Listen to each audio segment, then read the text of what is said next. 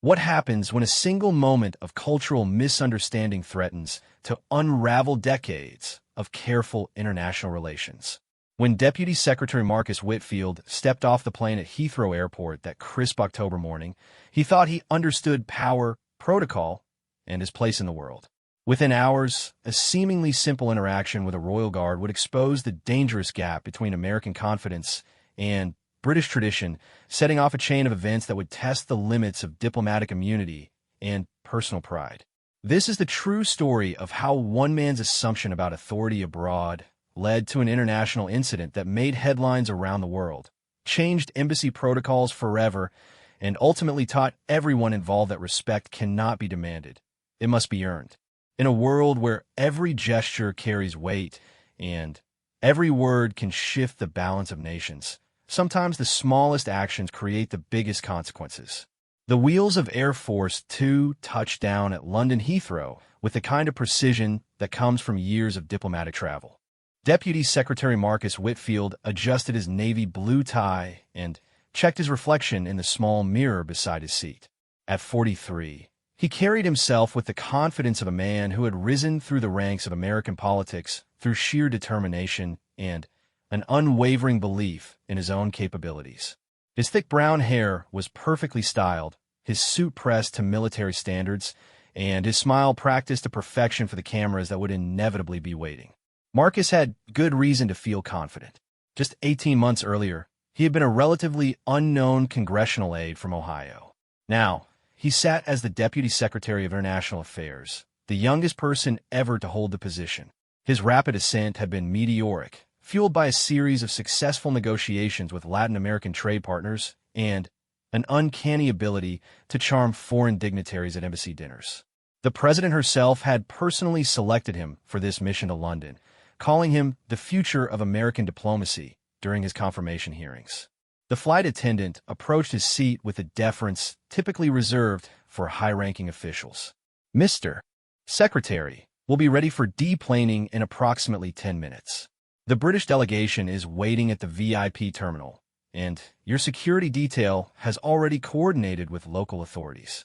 Marcus nodded curtly, already mentally rehearsing the talking points for his upcoming meetings.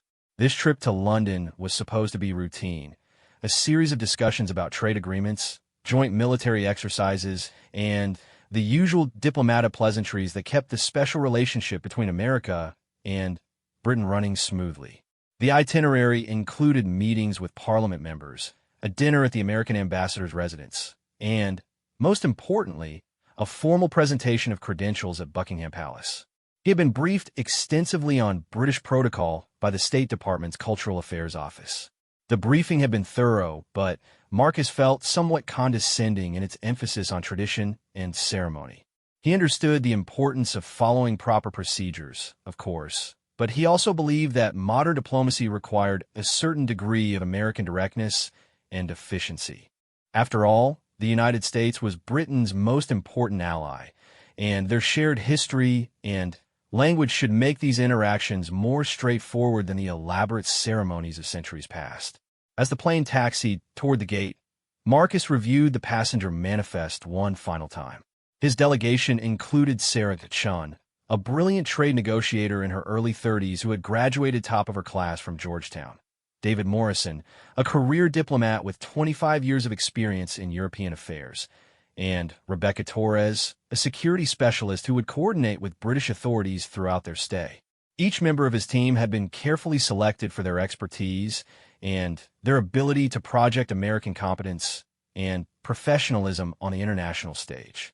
The October weather in London was typically unpredictable, with gray clouds promising rain and a chill that cut through even the warmest overcoats.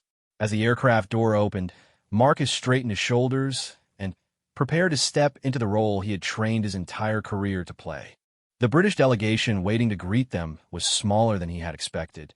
Just 3 officials in dark suits and a handful of security personnel who maintained the kind of respectful distance that suggested they were more ceremonial than functional.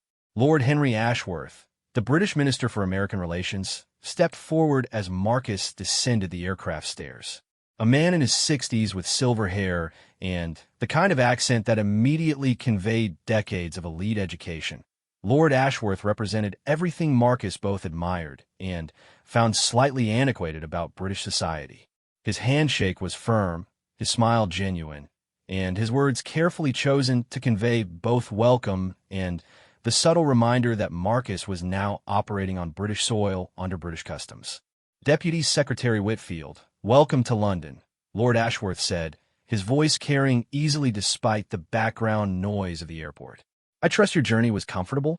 We have quite an ambitious schedule planned for your visit, and I'm confident that our discussions will prove mutually beneficial. Marcus smiled his practiced diplomatic smile and delivered the response he had prepared during the flight. Lord Ashworth, thank you for the warm welcome. President Harrison sends her personal regards and her hope that this visit will strengthen the already robust partnership between our nations. I'm looking forward to our meetings and to experiencing some of that famous British hospitality. The exchange of pleasantries continued for several minutes as photographers from both the American and British press captured images that would appear in newspapers and diplomatic journals. Marcus was comfortable with this part of his role, the public face of American foreign policy, the confident representative of the world's most powerful democracy. He had learned early in his career that perception often mattered more than substance in international relations, and he had cultivated an image of competence and authority that served him well in these formal settings. The motorcade ride into central London gave Marcus his first real glimpse of the city, where he would be operating for the next week. Despite having traveled extensively throughout his career, he had never actually visited Britain for more than a brief layover. The architecture impressed him. The careful preservation of historical buildings alongside modern construction created a visual timeline of centuries of development and change. The streets were narrower than those in American cities, and the traffic moved with a kind of organized chaos that seemed distinctly European. Sarah Chun, sitting across from him in the limousine, was reviewing her notes for the trade negotiations scheduled to begin the following morning. Her preparation was typically thorough. She had spent weeks studying British import regulations, analyzing trade flow data, and identifying areas where American businesses could expand their presence in European markets. Marcus appreciated her attention to detail, though he sometimes wondered if such extensive preparation was really necessary when dealing with longtime allies who shared common interests and values. The preliminary numbers look very promising, Sarah said, glancing up from her tablet. British imports of American agricultural products have increased by 12% over the past 18 months, and there's clear interest in expanding technology partnerships, particularly in renewable energy sectors. If we can address their concerns about agricultural standards, I think we can reach some significant agreements during this visit. David Morrison, the career diplomat, nodded thoughtfully, but maintained the cautious optimism that came from decades of experience in international negotiations. The British are generally quite receptive to American proposals, but they'll want to ensure that any agreements fit within their broader European strategy. Brexit has given them more flexibility in some areas, but they're still very conscious of their relationships with continental partners. Marcus listened to their discussion while watching the London skyline pass by through the tinted windows of the limousine. The combination of historical landmarks and modern skyscrapers created an interesting contrast, a nation that honored its past while actively building its future. It was exactly the kind of balance that Marcus hoped to achieve in his own career, respecting diplomatic traditions while bringing a fresh, modern approach to international relations. The American Embassy in London was housed in a modern glass building in the Nine Elms district, a stark contrast to the classical architecture that dominated much of central London. The building had been controversial when it was first constructed. Many critics felt that its fortress-like design sent the wrong message about American openness and democracy. Marcus, however, appreciated its efficiency and security features.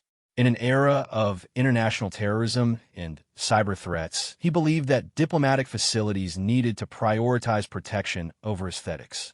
Ambassador Patricia Hayes was waiting in the embassy lobby when Marcus and his delegation arrived. A career diplomat in her late 50s Ambassador Hayes had served in London for 3 years and had developed a reputation for successfully managing the complex relationship between American interests and British sensibilities. Her greeting was warm but professional, and Marcus could immediately sense the kind of competence and experience that made the Foreign Service the backbone of American diplomacy. "Deputy Secretary, welcome to London," Ambassador Hayes said as they shook hands. "I hope your flight was comfortable.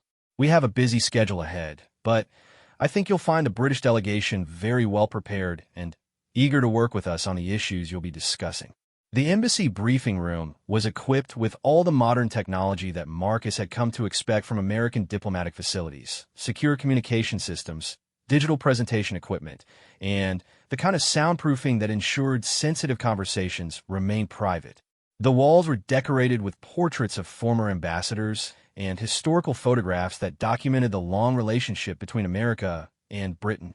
Over the course of the next 2 hours, Ambassador Hayes and her staff provided Marcus with detailed briefings on current British politics, recent economic developments, and the personalities he would be meeting during his visit. The information was comprehensive and well-organized, reflecting the kind of professional competence that Marcus had learned to value during his rapid rise through the ranks of government service. "One thing I want to emphasize," Ambassador Hayes said toward the end of the briefing, "is the importance of protocol during your visit to Buckingham Palace tomorrow afternoon. The British take their ceremonial procedures very seriously, and any deviations from established protocol can create unnecessary complications. I've arranged for a full briefing on court procedures first thing in the morning." Marcus nodded, though privately he felt that such elaborate preparations were probably unnecessary. He had met with heads of state throughout Latin America and had always managed to navigate cultural differences through a combination of respect, common sense, and American directness. British culture was certainly different from American culture, but the shared language and common democratic traditions should make these interactions more straightforward than the complex negotiations he had successfully managed in other parts of the world. As evening approached, Marcus found himself in his suite at the Langham Hotel, one of London's most prestigious establishments. The room was elegant in the understated way that seemed distinctly British. High ceilings, antique furniture, and subtle luxury that spoke of centuries of refined taste. From his window, he could see the bustling streets of central London, where people moved with the efficient purposefulness of a major international city. The welcome dinner at Ambassador Hayes' residence was scheduled to begin in 2 hours, providing Marcus with some time to review his notes and prepare for the informal conversations that would set the tone for the more formal meetings to follow. He had learned early in his career that diplomatic success often depended more on personal relationships than on formal negotiations, and he was looking forward to the opportunity to establish rapport with his British counterparts. As he reviewed his briefing materials one final time, Marcus felt the familiar surge of confidence that had carried him through every major challenge of his career. This visit to London would be another step in his professional development, another opportunity to demonstrate the kind of leadership and competence that had brought him to his current position at such a young age. The meetings ahead would be complex, certainly, but he was well prepared and confident in his ability to represent American interests effectively while maintaining the positive relationships that made international cooperation possible. The phone in his suite rang, interrupting his thoughts. It was Sarah Chun, calling to confirm the final details for the next morning's trade negotiations. Her voice carried the excitement of someone who genuinely enjoyed the intellectual challenge of international economics, and Marcus appreciated her enthusiasm for the work they were about to undertake together. "I've been reviewing the latest data on British import trends," Sarah said, "and I think we have some real opportunities to expand American market access, particularly in technology sectors. The British seem very interested in American innovations in renewable energy, and there's definitely room for growth in our agricultural exports if we can address their concerns about production standards." After ending the call, Marcus stood at his hotel window, looking out at the London evening. The city lights created a warm glow against the October darkness, and the streets below were filled with people heading home from work or out for evening entertainment. It was a scene that could have been from any major American city, yet there were subtle differences: the architecture, the pace of movement, the way people dressed and carried themselves, that reminded him he was operating in a different cultural context. Tomorrow would bring the first real test of this diplomatic mission. The trade negotiations would establish the foundation for everything else that followed, and Marcus was confident that his team's preparation and his own experience would produce positive results for American interests. The visit to Buckingham Palace would be more ceremonial than substantive, but it would provide an important symbolic foundation for the broader relationship between the two nations. As he prepared for bed, Marcus reflected on how far he had come in such a short time. Just 2 years earlier, he had been working 18-hour days as a congressional aide, hoping for an opportunity to prove himself in a larger arena of international affairs. Now he was representing the United States in one of the world's most important diplomatic relationships, carrying the trust and expectations of the president and the American people. The challenges ahead were significant, but Marcus felt ready to meet them with the same combination of preparation, confidence, and determination that had brought him this far in his career. Tomorrow would be the beginning of what he hoped would be a highly successful week of diplomacy, trade negotiations, and relationship building that would strengthen the ties between America and Britain for years to come. The next morning dawned gray and misty, typical London weather that seemed to wrap the city in a shroud of dignified gloom. Marcus woke at 5:30, a habit developed during his years climbing the political ladder, and immediately checked his secure phone for overnight communications from Washington. The time difference meant that his staff back home would have been working while he slept, and he always wanted to stay current with developments that might affect his negotiations. The breakfast meeting with Ambassador Hayes was scheduled for 7 o'clock in her private dining room at the embassy. Marcus arrived precisely on time, a punctuality that had become his trademark throughout his career. He believed that being on time demonstrated respect for other people's schedules and conveyed the kind of professional competence that was essential in diplomatic work. Ambassador Hayes greeted him with coffee and what appeared to be a traditional English breakfast: eggs, bacon, black pudding, grilled tomatoes, and toast. The meal was heavier than Marcus typically preferred, but he understood the diplomatic importance of accepting local customs and hospitality. As they ate, the ambassador provided him with updates on overnight developments in London political circles and confirmed the final arrangements for his afternoon presentation of credentials at Buckingham Palace. The Palace Protocol Office has been very accommodating, Ambassador Hayes explained, spreading marmalade on her toast with the careful precision of someone who had attended hundreds of diplomatic breakfasts. They've arranged for a full ceremonial presentation, which is somewhat unusual for a deputy-level visit, but it reflects the importance that Her Majesty places on the American relationship. Marcus nodded, appreciating the honor, while privately wondering how much time would be devoted to ceremonial procedures that seemed increasingly irrelevant in an age of instant global communication and urgent international challenges. He understood the historical significance of royal protocol, but he also believed that modern diplomacy required efficiency and directness rather than elaborate ceremonies inherited from previous centuries. What exactly does the ceremonial presentation involve? Marcus asked, cutting into his eggs with the same methodical approach he brought to most tasks. Ambassador Hayes paused, seeming to choose her words carefully. Well, there are several components. First, you'll be received in the bow room by the master of the household, who will review the procedures with you. Then, you'll be escorted to the 1844 room, where you'll wait until Her Majesty is ready to receive you. The actual presentation takes place in the audience room, and there are specific protocols for how you should approach, where you should stand, and how the conversation should be conducted. And the Royal Guard? Marcus asked, remembering something from his briefing materials about military honors. Ah, yes, Ambassador Hayes said, and Marcus detected a slight note of caution in her voice. The household guard is responsible for palace security and ceremonial duties.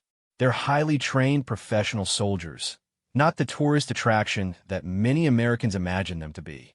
During your visit, you'll encounter various guard personnel, and it's important to understand that they operate under strict protocols that have been developed over centuries. Marcus finished his coffee and checked his watch. The morning's trade negotiations were scheduled to begin at 9 o'clock, and He wanted to review his notes one final time before meeting with the British delegation. Sarah Chun and David Morrison were probably already in the embassy conference room, making final preparations for what promised to be a complex series of discussions about agricultural standards, technology transfers, and market access agreements.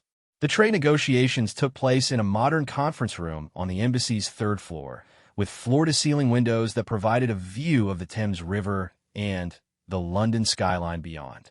The British delegation arrived precisely on time, led by Sir Geoffrey Hartwell, the Minister for International Trade, a man in his early 50s with the kind of understated confidence that Marcus had learned to associate with British upper-class education. Sir Geoffrey's handshake was firm, but not aggressive, and his smile conveyed the kind of professional warmth that made difficult negotiations more manageable. Deputy Secretary Whitfield, I'm delighted to meet you. I followed your work on the Latin American trade agreements with great interest, and I'm hoping we can achieve similar success in expanding the economic relationship between our countries.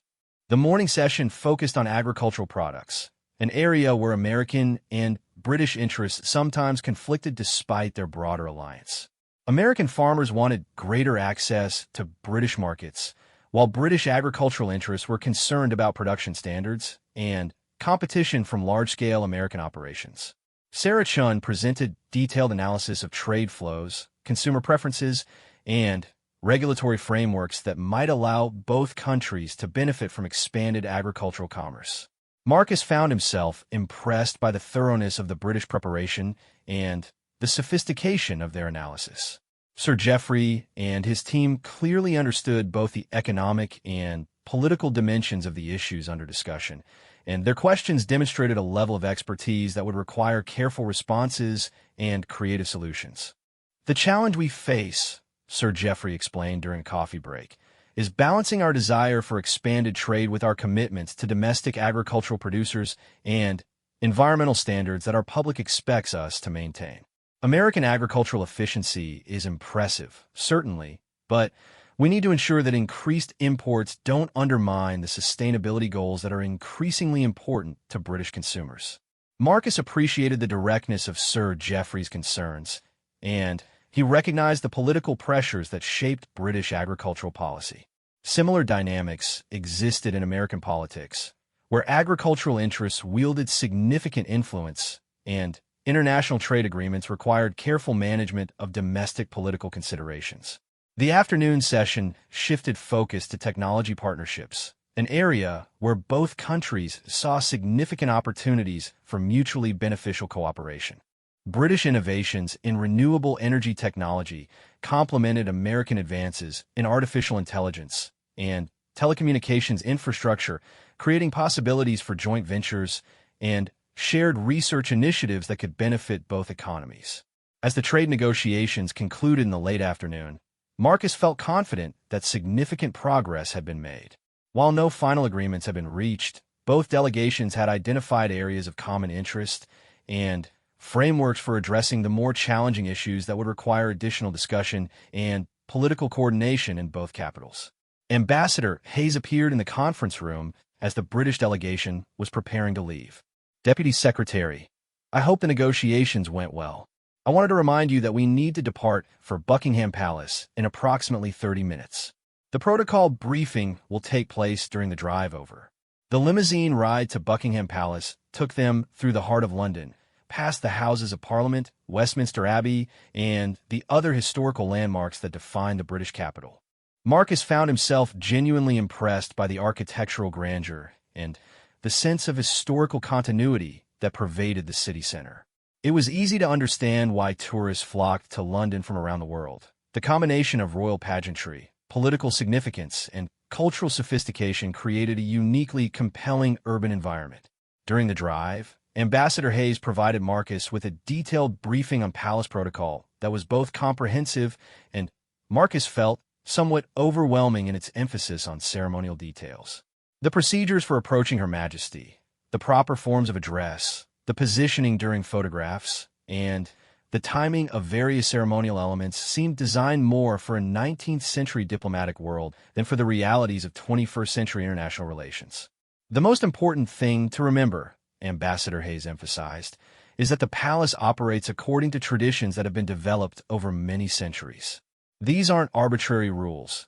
They reflect deep cultural values about hierarchy, respect, and the proper conduct of formal relationships. Even small deviations from established protocol can create misunderstandings that affect the broader diplomatic relationship. Marcus listened carefully, though he privately wondered whether such elaborate procedures really enhanced diplomatic effectiveness or simply created unnecessary complications. He understood the importance of showing respect for British traditions, but he also believed that excessive focus on ceremonial details could distract from the substantive policy discussions that were the real purpose of international diplomacy. As their limousine approached the palace gates, Marcus could see crowds of tourists gathered behind barriers, hoping to catch a glimpse of royal activity. The security presence was substantial, but discreet, guards in traditional uniforms who managed to project both ceremonial dignity and professional competence. The palace itself was more impressive in person than Marcus had expected from photographs. The scale and grandeur of the architecture created an immediate sense of historical significance and institutional authority. The palace courtyard was paved with gray stone that had been polished smooth by centuries of ceremonial use.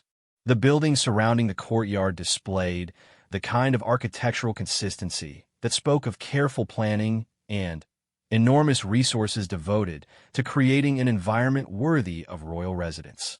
Marcus could understand why visitors from around the world were impressed by their first glimpse of this symbol of British monarchy and tradition.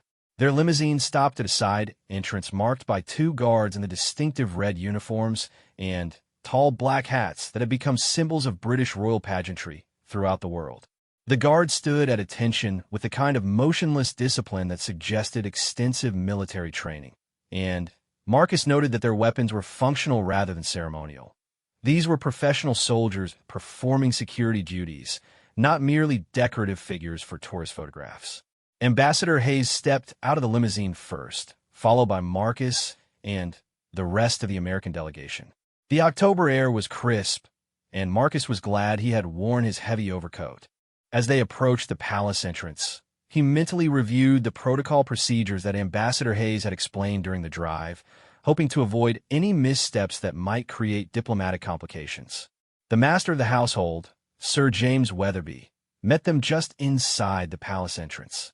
A man in his early 60s with silver hair and the kind of bearing that immediately conveyed decades of experience in palace protocol. Sir James represented the institutional memory and ceremonial expertise that kept the British monarchy functioning smoothly in the modern world. Deputy Secretary Whitfield, "Welcome to Buckingham Palace," Sir James said with the kind of formal courtesy that seemed distinctly British. "Her Majesty is looking forward to receiving you, and I understand that you'll be presenting credentials related to the expanded trade and security cooperation between our countries." The walk through the palace corridors provided Marcus with his first close look at the art collection and historical artifacts that filled the royal residence. Portraits of former monarchs lined the walls, and Marcus recognized several paintings that he had seen in art history textbooks during his college years. The scale and quality of the collection was genuinely impressive. These weren't merely decorative pieces, but masterworks by some of history's most celebrated artists. The 1844 room, where Marcus and his delegation waited before the formal presentation, was decorated in blue and gold with furniture that appeared to be authentic antiques from the 19th century. The room's name apparently referred to the year when it was redecorated to receive visiting foreign dignitaries, and Marcus could imagine the countless diplomatic conversations that had taken place in this elegant setting over the past century and a half. "The procedure is quite straightforward," Sir James explained as they waited for the signal to proceed to the audience room. "When we enter, you'll wait until Her Majesty acknowledges you, then approach and bow slightly, not a full bow, just a respectful nod of the head. She'll extend her hand for you to shake, and the conversation will proceed naturally from there. The presentation of credentials is largely symbolic, but it represents the formal recognition of your diplomatic authority during this visit." Marcus nodded, feeling confident about his ability to navigate these ceremonial requirements successfully. He had met with heads of state and government leaders throughout his career, and While the British procedures were more elaborate than most, the basic principles of diplomatic courtesy were universal. Show respect, follow local customs, and focus on building positive personal relationships that would support broader policy objectives. The sound of footsteps in the corridor outside signaled that it was time for the formal presentation to begin. Sir James checked his pocket watch with the kind of precision that suggested the palace operated on a schedule measured in minutes rather than approximate timing. Ambassador Hayes gave Marcus an encouraging smile, and he straightened his tie one final time before following Sir James toward the audience room, where Her Majesty would receive the American delegation. As they walked through the palace corridors, Marcus reflected on the historical significance of the moment. He was about to meet the Queen of England, a woman who had presided over the British monarchy for decades and had personally known every American president since Harry Truman. The conversation they were about to have would be largely ceremonial, but it would also represent the continuation of the special relationship between America and Britain that had shaped international affairs for more than a century. The audience room doors were opened by two guards who had been standing silently at attention, and Marcus caught his first glimpse of the room where the formal presentation would take place. The space was smaller and more intimate than he had expected, decorated in soft colors that created a sense of warmth despite the formality of the occasion. Her Majesty stood near a large window that provided natural lighting for the photographers who would document this diplomatic moment for historical records. Marcus had seen countless photographs and television coverage of the Queen throughout his life, but meeting her in person was different from anything he had anticipated. Despite her advanced age, she projected the kind of dignity and presence that came from decades of experience in representing the British monarchy on the international stage. Her smile was genuine, and her handshake was firm as she welcomed the American delegation to Buckingham Palace. "Deputy Secretary Whitfield, welcome to London," she said, her voice carrying the distinctive accent that had become familiar to people around the world. "I understand you've been having productive discussions with our government about expanding cooperation in several important areas. The relationship between our countries has always been of great importance to Britain, and I'm pleased that it continues to grow stronger with each passing year." The conversation that followed was precisely the kind of ceremonial exchange that Marcus had expected: polite, dignified, and focused on the general principles of international cooperation rather than specific policy details. Her Majesty asked about his impressions of London, inquired about the president's health, and expressed hope that his visit would contribute to continued friendship between the two nations. As the formal presentation concluded and photographers captured the moment for official records, Marcus felt a genuine sense of accomplishment. The ceremonial requirements had been met successfully, and he had represented American interests with the kind of dignity and professionalism that the occasion required. The afternoon at Buckingham Palace would provide an important symbolic foundation for the substantive policy discussions that would continue throughout the rest of his London visit. Walking back through the palace corridors toward their waiting limousine, Marcus reflected on the contrast between the ancient traditions he had just experienced and the modern diplomatic challenges that dominated his daily work. The pageantry and protocol were impressive, certainly, but the real measure of diplomatic success would be the concrete agreements and policy improvements that emerged from his meetings with British government officials. As they prepared to leave the palace, Ambassador Hayes seemed pleased with how the afternoon had proceeded. "That went very well," she said as they walked toward the courtyard where their limousine was waiting. "Her Majesty clearly appreciated the respect you showed for palace protocol, and I think the formal presentation will provide a positive foundation for the rest of your meetings in London." Marcus smiled, feeling confident about the progress of his diplomatic mission. The trade negotiations had been productive, the ceremonial requirements had been met successfully, and he was looking forward to the remaining meetings and events scheduled for the rest of the week. Tomorrow would bring new challenges and opportunities, but today had demonstrated that American diplomacy could operate effectively within the framework of British traditions while advancing the substantive policy objectives that were the real purpose of international cooperation. The following morning brought unseasonably warm weather to London, with clear skies that seemed to promise a perfect day for outdoor ceremonial events. Marcus had slept well, feeling satisfied with the progress of his diplomatic mission and confident about the meetings scheduled for the day ahead. The morning's agenda included a tour of Westminster, followed by lunch with members of Parliament, and then a late afternoon visit to the Tower of London, where he would participate in a joint ceremony commemorating the historical military alliance between Britain and America. Marcus had requested the Westminster tour specifically because he was genuinely interested in the history and functioning of the British parliamentary system. As someone who had worked closely with the American Congress throughout his career, he was curious about how the much older British system had evolved to address modern democratic challenges while maintaining its traditional procedures and customs. The tour began at Westminster Hall, the oldest part of the Palace of Westminster, with its magnificent medieval timber roof and stone walls that had witnessed nearly 1,000 years of English history. Marcus was genuinely impressed by the sense of historical continuity. This was a building where kings had been tried, where Parliament had met during the English Civil War, and where Churchill had lain in state after his death. Dr. Margaret Thornfield, the parliamentary historian who served as their guide, was clearly passionate about her subject and provided fascinating details about the evolution of British democratic institutions. This hall has seen the trial of Thomas More, the coronation banquets of kings, and the speeches of every great British political leader for centuries, she explained, her voice echoing slightly in the vast space. It represents the continuity of British democratic traditions, but also their capacity for change and adaptation to new circumstances. The tour continued through the House of Commons chamber, which was smaller than Marcus had expected and seemed almost intimate compared to the grand halls he had seen elsewhere in the building. Dr. Thornfield explained that the chamber had been deliberately designed to encourage face-to-face debate rather than formal speeches, creating a more dynamic and confrontational style of political discourse than was typical in other democratic systems. The arrangement forces members to engage directly with each other rather than simply delivering prepared remarks to empty seats, Dr. Thornfield noted, gesturing toward the famous green benches that faced each other across the narrow chamber. It's one of the reasons why Prime Minister's questions remains such a compelling political theater.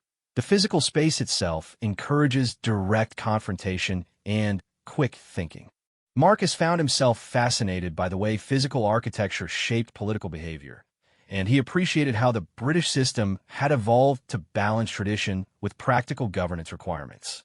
The tour provided valuable context for understanding how his British counterparts approach policy-making and diplomatic negotiations, and he made mental notes about insights that might inform his own approach to international relations. The lunch with members of Parliament took place in one of the House of Commons dining rooms, a space that combined historical elegance with modern functionality. The MPs who attended represented both major political parties and brought diverse perspectives on the trade and security issues that were the focus of Marcus's London visit. Sir Robert Pemberton, a Conservative MP who chaired the Parliamentary Committee on International Trade, was particularly interested in American agricultural policy and its implications for British farmers. The productivity gains achieved by American agriculture are impressive, Sir Robert observed over a lunch of roasted lamb and seasonal vegetables. But we need to ensure that any expansion of agricultural trade doesn't undermine the sustainability standards that are increasingly important to British consumers and environmental policy. Marcus appreciated Sir Robert's directness and found the parliamentary lunch more substantive than many of the ceremonial events that filled diplomatic schedules. The MPs asked thoughtful questions about American policy developments, offered insights into British political dynamics, and generally demonstrated the kind of expertise and engagement that made productive international cooperation possible. Labour MP Sarah Blackwood raised questions about technology partnerships and data privacy regulations that would become increasingly important as British and American companies expanded their cooperation in digital sectors. The potential for collaboration is enormous, she said, but we need to ensure that expanded cooperation doesn't compromise the privacy protections and data sovereignty that our constituents expect from their government. The conversation continued for nearly 2 hours, covering topics ranging from climate change cooperation to joint military exercises in the Middle East. Marcus was impressed by the depth of knowledge demonstrated by the British parliamentarians and their genuine interest in strengthening the relationship between the two countries while addressing the domestic political pressures that shape policy decisions in both capitals. As the lunch concluded, Marcus felt that he had gained valuable insights into British political dynamics that would inform his remaining meetings with government officials. The afternoon visit to the Tower of London would be more ceremonial than substantive, but it would provide an important symbolic conclusion to the formal aspects of his diplomatic mission. The drive to the Tower of London took them through some of the oldest parts of the city, where medieval street patterns had been preserved despite centuries of urban development. Marcus was struck by the way London had managed to maintain its historical character while adapting to the demands of modern urban life. Ancient churches stood alongside glass office towers, and narrow medieval lanes intersected with busy modern thoroughfares. The Tower of London itself was more complex and extensive than Marcus had realized from photographs and television coverage. Rather than a single tower, it was actually a complex of buildings surrounded by medieval walls that had been expanded and modified over nearly 1,000 years. The combination of fortress, palace, prison, and ceremonial venue created a uniquely British blend of military history and royal pageantry. Colonel James Hartwick, the tower's ceremonial officer, met Marcus and his delegation at the main entrance. A career military officer in his early 50s with the bearing of someone who had served in multiple overseas deployments, Colonel Hartwick brought both historical knowledge and practical experience to his ceremonial duties. Deputy Secretary, welcome to the Tower of London, Colonel Hartwick said with a crisp professionalism typical of British military officers. We're honored to host this ceremony commemorating the military alliance between our countries. The Tower has a long history of hosting international military delegations, and today's event continues that tradition in recognition of our shared commitment to democratic values and international security. The ceremony was scheduled to take place on Tower Green, the same location where some of the most famous executions in English history had occurred. Marcus found it somewhat ironic that a celebration of international friendship was taking place in a spot associated with royal punishment. But he understood that historical sites in Britain often carried multiple layers of meaning that reflected centuries of complex political development. The British Military Honor Guard was already assembled when Marcus and his delegation reached Tower Green. The soldiers stood at attention in their dress uniforms, presenting the kind of ceremonial precision that British military units were famous for throughout the world. Marcus noted that their weapons were functional rather than merely decorative, reflecting the security responsibilities that accompanied ceremonial duties in the modern world.